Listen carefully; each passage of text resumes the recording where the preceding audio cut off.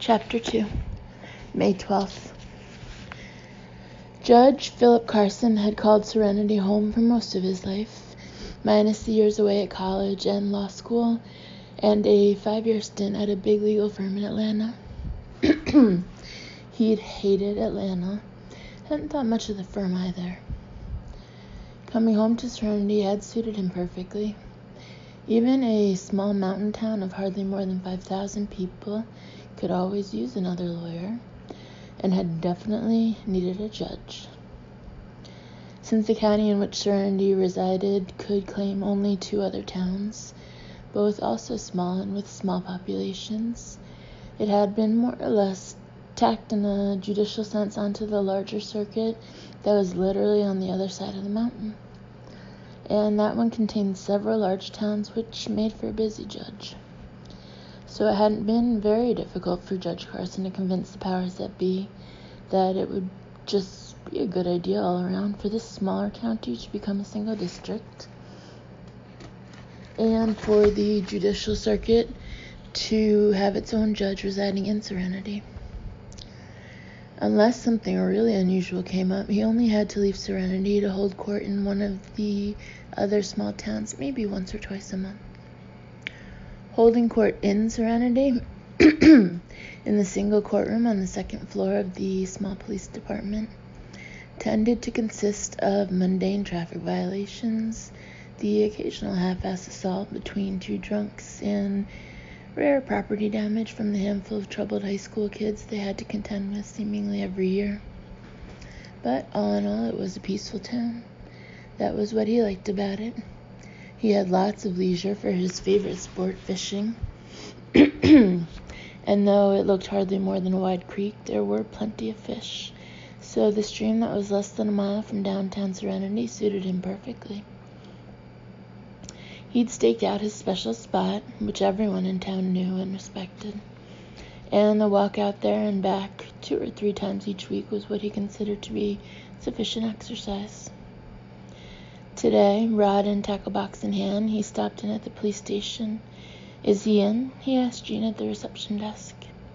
"He's in, Judge, but I've seen him in better moods." "I'm not surprised." The information didn't deter the judge, and he passed through the nearly deserted bullpen to the chief's office. He didn't let the closed blinds deter him either. He walked in without knocking, saying briskly, "Nothing new, I take it?" Jonah looked up from the usual clutter on his blotter with a frown, but it was a general expression of mood rather than anything directed at the judge. He looked very tired and a bit haggard. Nothing. That reached out to every law enforcement agency in 3 states, issued a bolo, and took Sully's dogs out for miles around on 3 different days, even though there wasn't much hope after that damn rain. There's been no ransom note. We've personally interviewed every single high school student in Serenity, plus all the teachers and the guidance counselor, and contacted distant relatives of both kids. We've searched both their rooms and their lockers at school. Everything points to a deliberate and well-planned elopement, nothing else. An elopement that just stopped near the edge of town. Nothing in the car. The judge sat down in one of the visitors' chairs.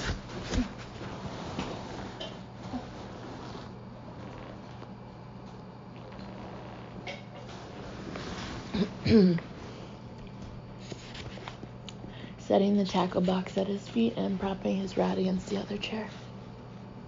Nothing unusual. Once we went over everything and got it all out of the car, I had the parents back here, sorting what belonged to who. Some stuff was obvious, but not everything. And nothing stuck out as not belonging to a couple of reckless kids taking off without much in the way of planning for the future. He didn't add that Monica Church had sobbed the entire time the parents had sorted their kids' belongings. Jonah drew a deep breath and leaned back in his well-worn chair until it creaked. Those 2 kids might as well have vanished into thin air for all the evidence I've found. Maybe they were just smart enough to lay down a false trail, the judge suggested. Thinking of the vanished footprints that so far only he, Sarah, and Tim knew about, Jonah said, "From all I've been told, Amy was the brains of that pair, and she wasn't that smart. All she wanted was to get out of Serenity and out from under her parents' thumb, and it was the same for Simon. I'm betting they hadn't thought much beyond just getting out of here, no elaborate plan. They had relatively little money, relatively few skills, and like most teenagers, they thought they could build a life on that foundation, somewhere other than Serenity." "Stranger things have happened," the judge said mildly. Yeah, I know. And if either one of them had been in touch with somebody, I wouldn't be so worried, but they haven't. It's been a week and nobody's heard from them. And since Amy left her purse behind, they only had whatever cash Simon had in his jeans. About 2 weeks' pay at most, his father thinks. That won't get them very far, especially if they have to rent a room somewhere. He paused, then added, "Something else. Their cell phone usage, high as hell, like every teenager's." Stopped abruptly. Nothing after Saturday night about the time they left. Which figures, probably Stuart letting Amy know he was waiting with the car. Nothing since. I mean, nothing. The phones are either off or destroyed. And I have to lean toward the latter because both had GPS locators in them.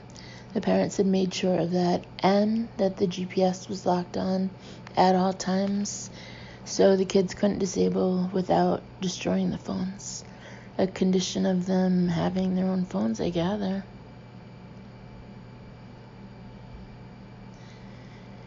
And no Joy. It wasn't a question. Jonah nodded. "How many teenagers do you know who can be more than a foot or two away from their cells? If they aren't in a pocket, they carry them in their hands. A lot of the girls don't even bother with purses anymore. Just a little billfold-like thing on a long strap that holds their cell, driver's license, and car keys if they have a car. Maybe a few bucks, or an ATM card." He held up a hand before the judge could ask. "I know that because they volunteered the info and showed me the billfold things. Most of the girls seem to have them. The 21st century version of the fanny pack, I guess. Handy, but not helpful to me." "Maybe they tossed their cells and bought burners," the judge suggested. "It's a possibility, especially given the locked GPS signals. But who would they call except friends or family? I don't really know Amy, but according to her BFF, she would have called once they were out of town and on their big adventure. Proud of herself for having pulled it off. The friends seemed sure and worried because there was no call." Jonah tapped his fingers on the stack of papers on his desk. "You signed the warrant so I could get the phone records of all the kids, plus everybody with a kid in town. And it's a sign of everybody's worry that they don't seem to mind. Anyway, I've pored over these records every day and had Sarah go over them in case I missed something. No strange numbers on any of these accounts. No unknown numbers, no untraceable numbers. We've also gone over their laptops or desktop home computers, and no Joy there either." He sighed again. 2 very ordinary teenagers started to elope, and something stopped them near the edge of town. Not only stopped them, but took them. With no ransom demand. No, but there are possibilities I'm not about to mention to the parents or anyone outside the investigation unless I have to. For one thing, there's a hell of a lot of money to be made these days in human trafficking, and kids in their age range are typical for the targets.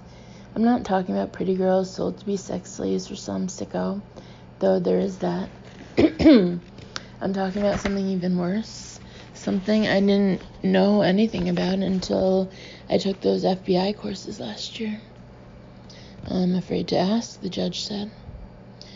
I wish I didn't have to know about it, Jonah responded frankly. Even the FBI isn't sure if it's a huge organization or a bunch of smaller ones. Sort of like a bunch of secret clubs whose members are pedophiles, monsters into torture and snuff films, whatever horror you can imagine. The FBI has a unit set up just for the human trafficking, and they have young undercover operatives all over the country trying to infiltrate the groups. Jesus. Yeah, dangerous as hell for the young agents. The FBI can't go in as buyers and commit crimes, so they have to send in undercovers to be potential victims. Jesus, who'd volunteer for that? Some dedicated young agents, I'd say. As for the buyers, pay a small fortune and you can have your pick of attractive young people or kids and do with them whatever you want in a nicely discreet location and among other monsters with the same tastes.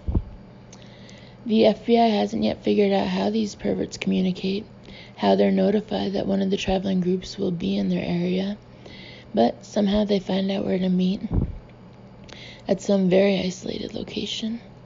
24 to 48 hours later, the club is gone, the perverts are gone, and someone in the organization takes care of the cleanup and disposes of the bodies, most of which are never found. Nobody gets out alive? Not according to the FBI.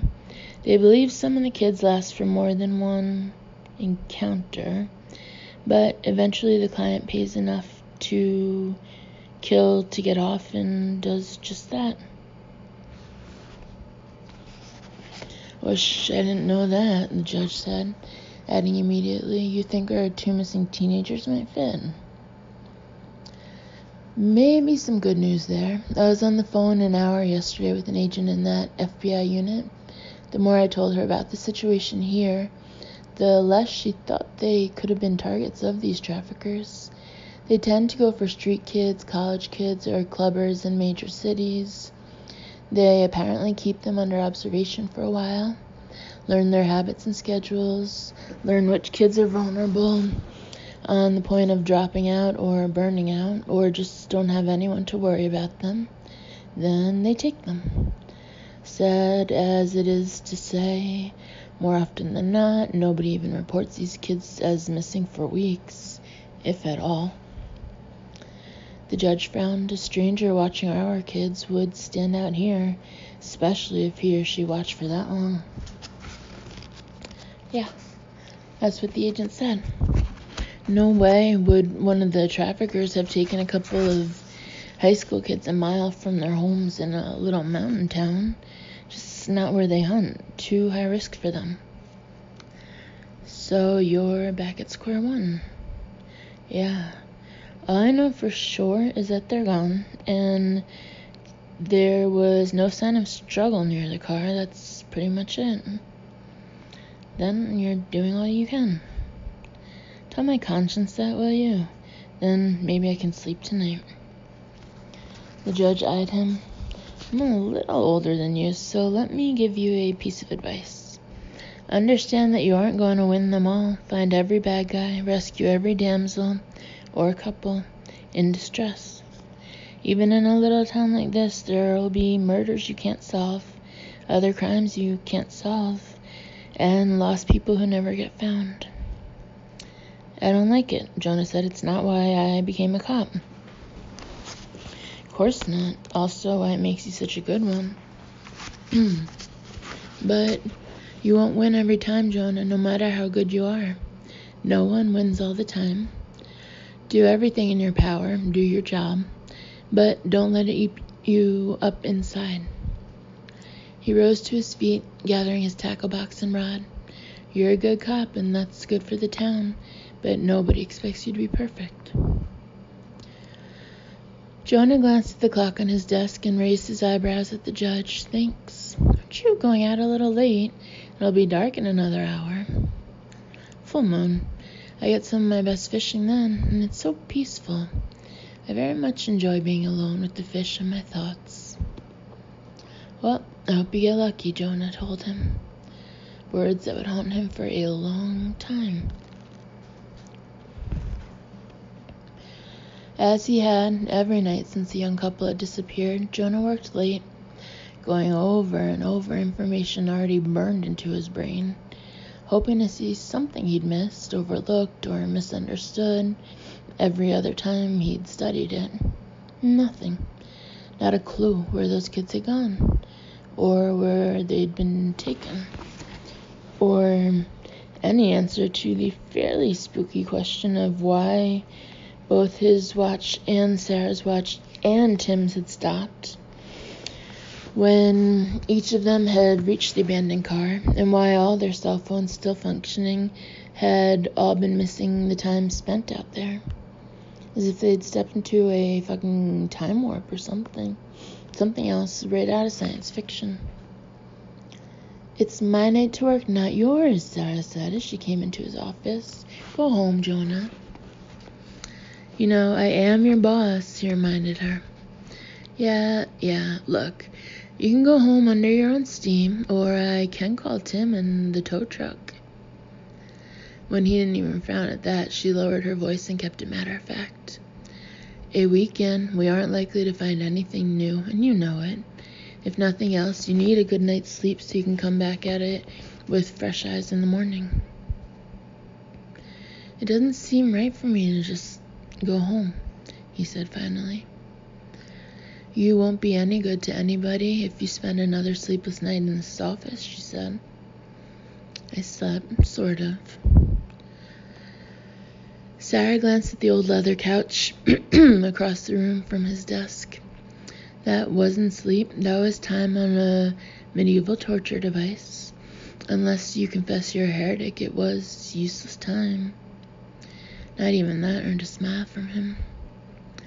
"Jonah, you've done every single solitary thing a cop could do in a missing persons case. I haven't figured out the weird stuff you said.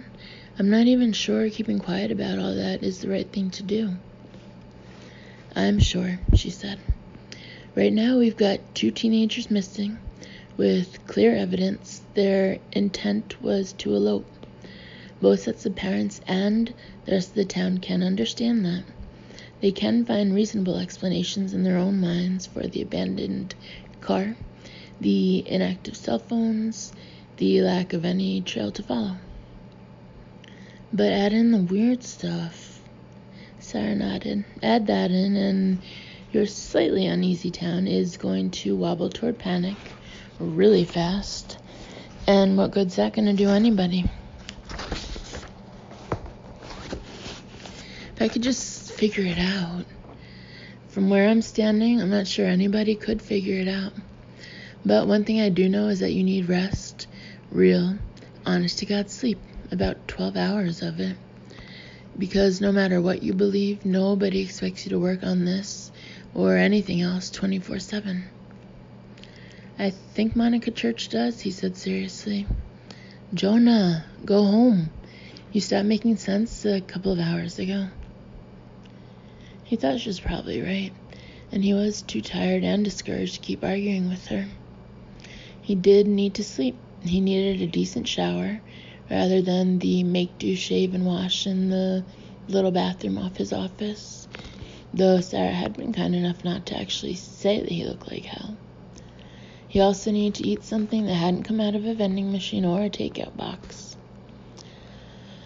The diner was still open even this late on a Saturday night, though nearly deserted, and Clyde was more than willing to get started on a burger and fries for Jonah. Then he came out to the front counter, reached underneath, and produced a bottle of scotch in a small glass. Mildly, Jonah said, "You don't have a liquor license, Clyde." "I'm not charging you for this, Jonah. Drink it. Then eat and go home, get some sleep. I've seen men in coffins look better than you." "Nice. Truth." Clyde returned to the kitchen. He didn't have Waylon or Johnny playing tonight, so the diner was quiet. There was a couple over in a corner booth finishing their own late supper, and talking in low voices, and an expressionless teenage boy sitting at the far end of the counter with an open laptop before him. Since Jonah had personally spoken at least briefly with every teenager in town, he recognized this one. Alec Lowry, not a bad kid, but a not-so-good home life. And Jonah wasn't surprised to see him here, because Clyde was generous with his Wi-Fi and liked to provide a safe place where kids could spend a few hours if needed. Alec needed more than most, if Jonah was any judge. The favorite sport of his parents seemed to be arguing, loudly, so he wasn't likely to find any quiet time at home. And there were certainly worse things he could be doing late on a Saturday night when he wasn't eager to go listen to or ignore the latest fight. He probably wouldn't be missed there, sad to say. Jonah brooded about that as he sipped his scotch. It burned all the way down to his empty stomach, but he thought it probably would help him sleep once he ate. He thought about two sets of parents who had, in their individual ways, been going crazy for a week now, and compared them to Alec Lowry's parents, who should never have had kids because they were too damn self-involved. If their son grew up to be a good man, as he showed every sign of doing, it would be because he'd virtually raised himself, not because they had. Here, Clyde slid a plate across the counter to probably his last customer of the day. Eat. He raised his voice. Alec, you want to earn a few bucks? The teenager looked up from his laptop, thin face finally wearing an expression as he smiled faintly. Dishes? There's a sink full, Clyde said. Or you can stick around for sweeping and mopping. I could use the help. Jonah dug into his burger and fries as the diner owner went over to talk more to Alec, perfectly aware that Clyde was one of several adults in the town who looked out for the kids who got either bad parenting or no parenting at all. A safe place to spend an evening, a good hot meal, and a little cash in their pockets from odd jobs can make all the difference in the world, as did a little time and attention from a good adult role model. There were advantages to small-town life, usually. It wasn't the crack of dawn on Sunday morning when the phone rang, but Jonah was still conscious of a tickle of deja vu as he fought his way out of the tangled covers to answer, and a cold, hard pit of something he didn't want to acknowledge settled in the base of his belly.